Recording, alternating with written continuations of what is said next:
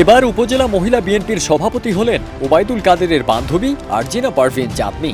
গাইবান্ধা জেলার পলাশবাড়ী উপজেলা মহিলা দলের কমিটির সভাপতির পদ নিয়ে আলোচনায় এসেছেন চাঁদনী। গত ২০ ডিসেম্বর গাইবান্ধা জেলা মহিলা দলের সভানেত্রী ও সাধারণ সম্পাদক স্বাক্ষরিত দলীয় প্যাডে পলাশবাড়ী উপজেলা মহিলা দলের কমিটির তালিকা প্রকাশ করা হয়। এই কমিটি চাঁদনীকে সভাপতি ও সুরাইয়া বেগম শিউলিকে সাধারণ করে ৫১ সদস্যের কমিটি ঘোষণা করে। কমিটির তালিকা সোশ্যাল মিডিয়ায় প্রকাশের পরপরই সমালোচনার ঝড়ে ভাইরাল হয় ওবায়দুল কাদেরের বান্ধবী চাঁদনী। চাঁদনী কাণ্ডে উপজেলা বিএনপি ও অঙ্গ সংগঠনের দলীয় নেতাকর্মীর মাঝে ব্যাপক ক্ষোভের সৃষ্টি হলে তারা বিভিন্নভাবে সামাজিক মাধ্যমে প্রতিবাদ জানান।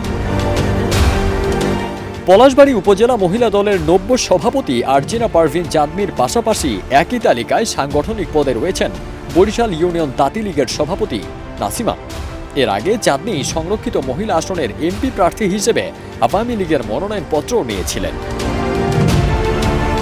এ বিষয়ে চাঁদনী আওয়ামী লীগকে অস্বীকার করলেও কেন্দ্রীয় নেতাদের সাথে তোলা তার ছবিগুলো বলছে অন্য কথা।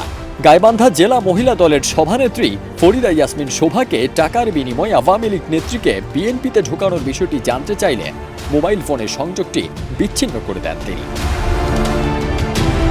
ফারদিন সানি, দেশ রূপান্তর।